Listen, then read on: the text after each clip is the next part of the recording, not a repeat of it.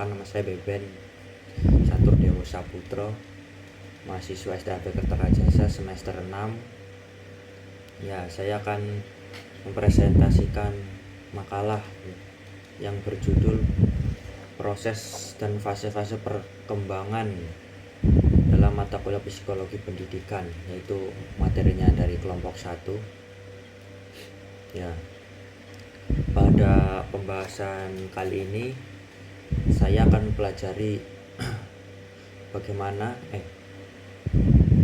kita mengalami pertumbuhan dan perkembangan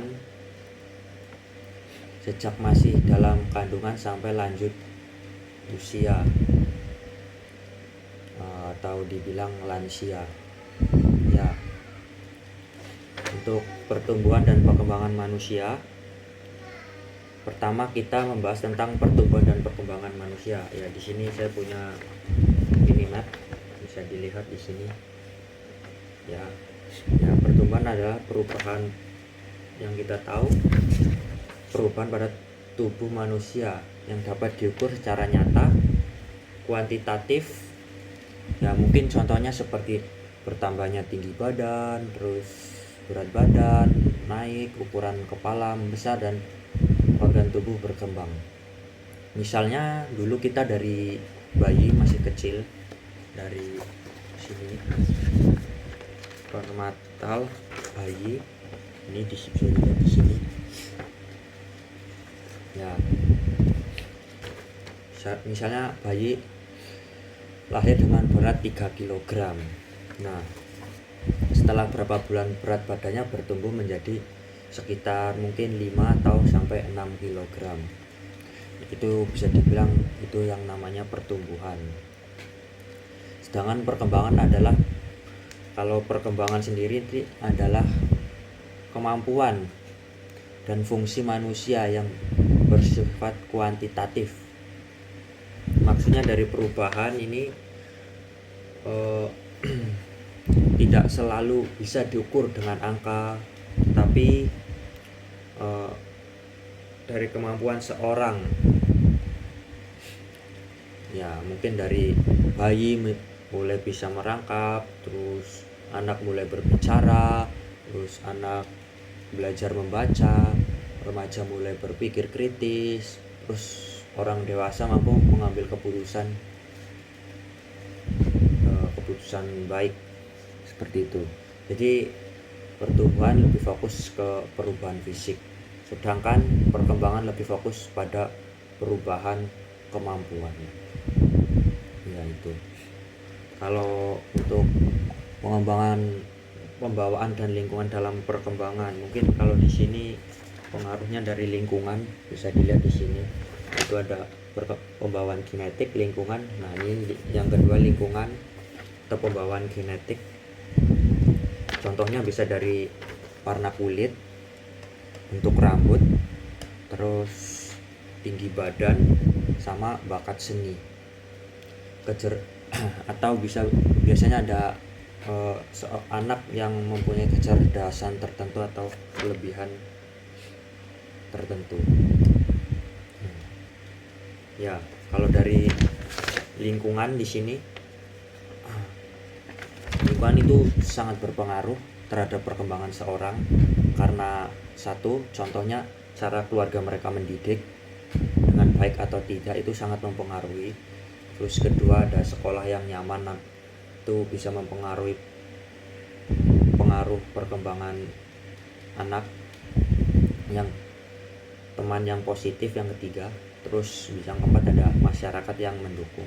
Misal anak yang rajin didampingi belajar di rumah akan berkembang menjadi anak yang baik dibandingkan anak yang kurang perhatian, mungkin kayak gitu. Terus usaha individu di sini yang ketiga, ada usaha individu ini di sini. Ini usaha individu. Ya, selain genetik dan lingkungan, usaha diri sendiri juga penting. Ya, contohnya ya rajin belajar, latihan setiap hari, disiplin, terus tidak mau mencoba lagi walaupun gagal. Itu jadi manusia tuh berkembang karena gabungan antara bakat, lingkungan, dan usaha pribadi. Jadi misal kalau seorang gagal itu harus dikuatkan lagi biar terus kalau untuk prinsip perkembangan di sini ada perkembangan berlangsung sepanjang hayat ya, maksudnya itu dari bayi sampai kita lansia itu terus berkembang. Maksudnya apa ya, misal anak berkembang saat kecil, remaja berkembang saat sekolah, orang tua berkembang dalam kebijaksanaan, seperti itu. Nah, kalau perkembangan multidimensi, di sini ada multidimensi itu dimana itu perkembangan tidak hanya satu sisi tetapi banyak sisi, mungkin dari sisi fisik, pikiran, emosi, sosial, moral, dan mental. Kalau yang bersifat multi direction, kemampuan memikat, tetapi ada juga yang menurun. Contohnya apa? Kayak orang lanjut usia mungkin tenaganya berkurang, daya ingatnya berkurang, tetapi pengalaman kebijaksanaan meningkat. Ya artinya manusia masih bisa berkembang lewat latihan dan pengalaman. Ya contohnya anak yang kurang pandai matematika di sini contohnya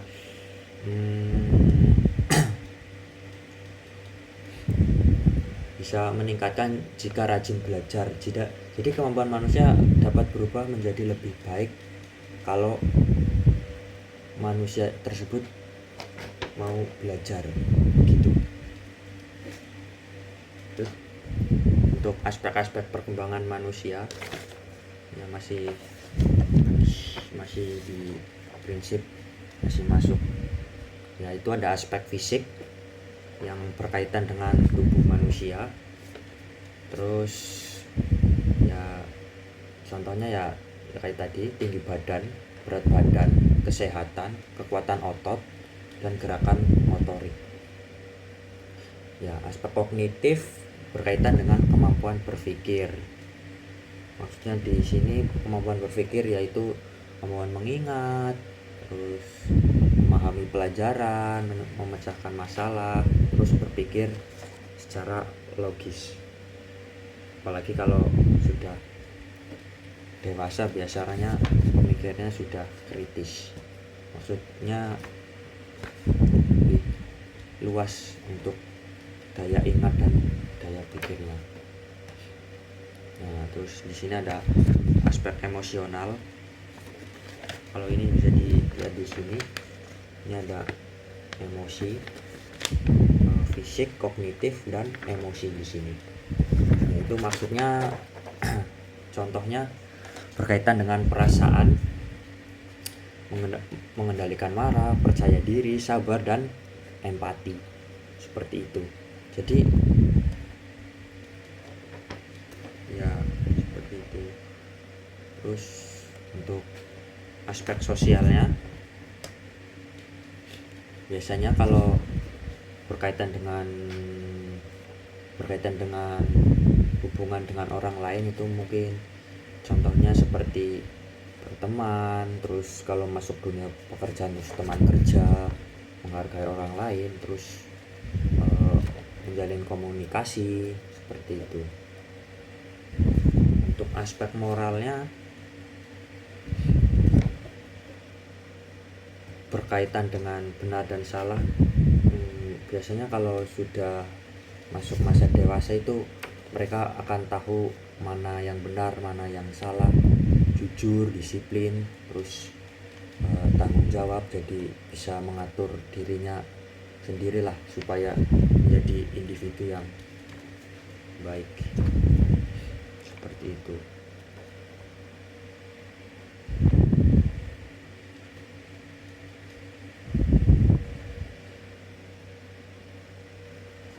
Nah, terus ada juga aspek bahasa, itu berbicara, membaca, menulis, berhitung, seperti itu.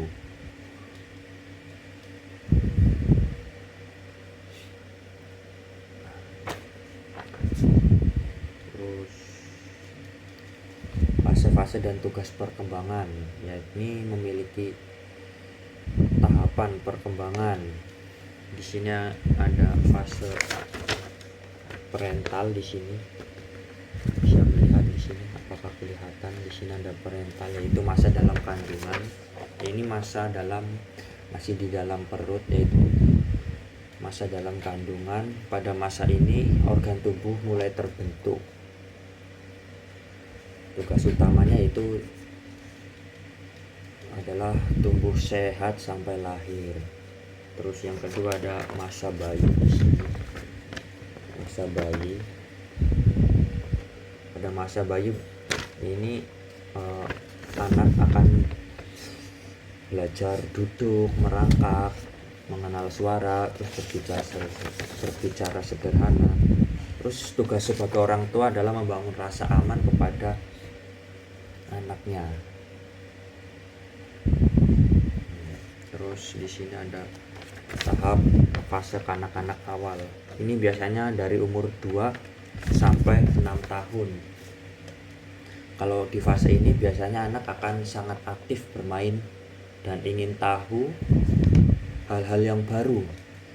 Mungkin berbicara lancar, mengenal warna, bermain bersama teman, terus mandiri seperti makan sendiri. Pokoknya ingin mencoba-coba hal-hal baru yang belum diketahuinya.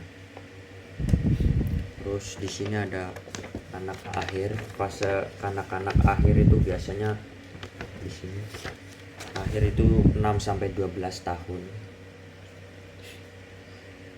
Kalau di sini biasanya di umur 6 sampai 12 tahun itu anak sudah mulai masuk ke sekolah dasar, yaitu belajar membaca, menulis, berhitung, disiplin, tanggung jawab, seperti itu. Jadi terus untuk remaja, fase remaja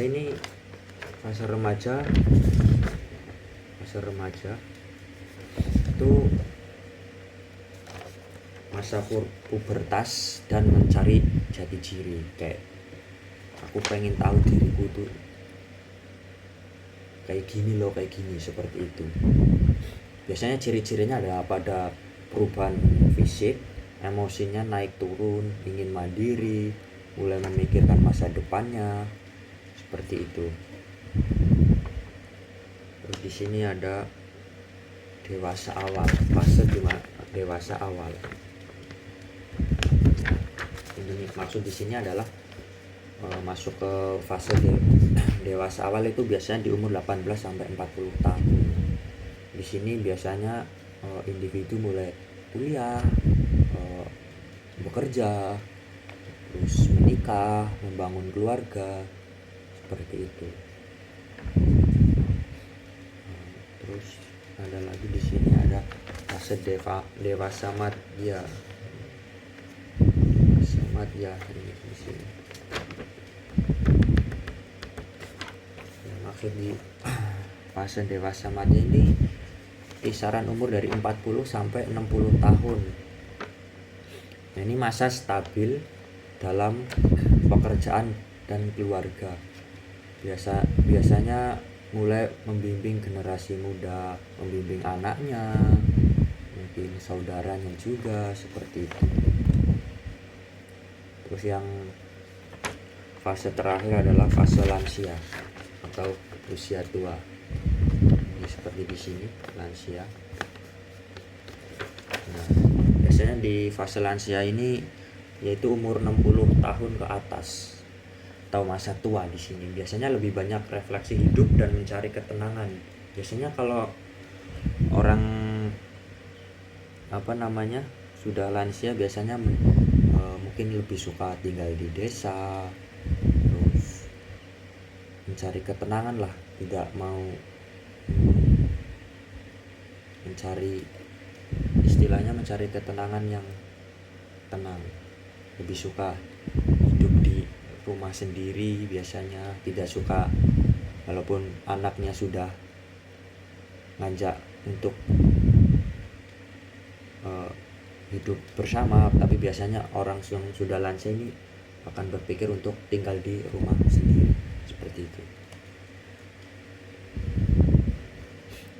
Ya, terus yang ini di sini ada manfaat bagi guru. Manfaat bagi guru yaitu pertama, memahami siswa. Guru tahu bahwa siswa SD berbeda dengan SMP, SMA, dan masa remaja yang sudah bekerja atau yang gitu, yang sudah sampai lansia. Tapi lansia biasanya sudah tidak bersekolah.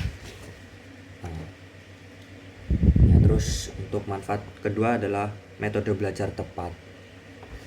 Ya, jadi anak kecil cocok belajar sambil bermain, terus remaja cocok diskusi dengan presentasi. Jadi guru lebih mudah mencari materi, mencocokkan bahan ajar, seperti itu kalau manfaatnya bagi guru. Terus kembang bakat, di sini ada pengembangan bakat siswa. Guru bisa melihat siapa yang pandai seni, olahraga, atau akademik. Jadi kalau guru mempelajari ini, jadi guru tahu cara menangani siswa yang suka seni, olahraga, atau akademik. Terus mengatasi masalah siswa. Di sini ada mengatasi masalah siswa. Itu misalnya siswa pemalu, malas, atau emosi, guru bisa. Nah, ini di sini membuat evaluasi adil yang berbeda. Yakni penilaian disesuaikan usia dan kemampuan siswa, jadi tidak boleh sembarangan. Seperti kayak evaluasi untuk anak remaja tidak boleh dikasihkan untuk evaluasi untuk siswa yang masih SD, seperti itu. Jadi manfaat bagi guru juga ada meningkatkan profesionalisme seorang guru. Guru bisa menjadi lebih sabar, paham siswa, dan lebih bijaksana, mungkin seperti itu. Ya, jadi kesimpulannya, pertumbuhan dan perkembangan manusia adalah proses yang berlangsung sepanjang masa hidupnya. Maksudnya kalau sebelum dia meninggal itu pasti seorang individu itu akan selalu berkembang, seperti itu. Nah, pertumbuhan berkaitan dengan fisik, sedangkan perkembangan berkaitan dengan kemampuannya, entah itu dari daya ingat, berpikir, seperti itu. Terus perkembangan dipengaruhi oleh pembawaan lingkungan juga, yakni ya yang kayak tadi kita bahas. Di sini ada dari lingkungan, pembawaan atau genetik, ya seperti itu, dan usaha dari individu itu sendiri. Ya, jadi memahami perkembangan peserta didik sangat penting bagi guru agar pembelajaran bisa lebih efektif dan sesuai kebutuhan siswa. Ya, sekian presentasi dari saya untuk UTS Psikologi Pendidikan. Ya, terima kasih. Sutihotu Namo Buddhaya.